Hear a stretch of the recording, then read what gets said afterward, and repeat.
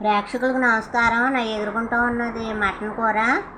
ఈ మటన్ కూరలో ఒక చెంచా మసాలా పొడి, చెంచా అల్లం వెల్లుల్లి పేస్ట్ వేసాను అంతేను. చాలా టేస్ట్గా ఉంది.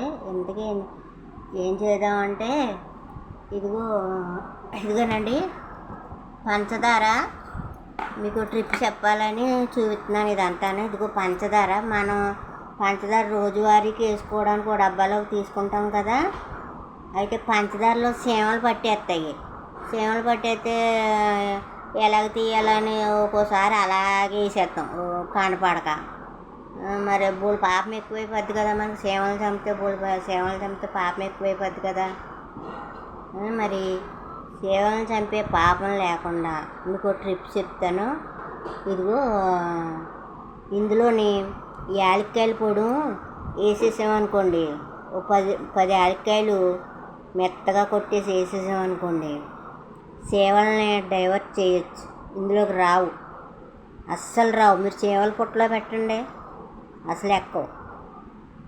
చాలా బాగుంటుంది. ఈ ట్రిప్పు ఉపయోగించుకోండి, మీకు ఉపయోగపడుతుందని చెప్తున్నాను. అందుకనే 10 యాలక్కాయలు నూరేసేసి కలిపి వేసామనుకోండి, పైన మామూలుగా 2-3 వేసామనుకోండి, బాగా మెత్తగా నూరేసేసేయాలి. ఆ ఘాటుకి, ఆ వాసనకి, స్మెల్కి అది పంచదార అనుకో సేమలు అవి మోసపోతాయి పిచ్చిమందులు.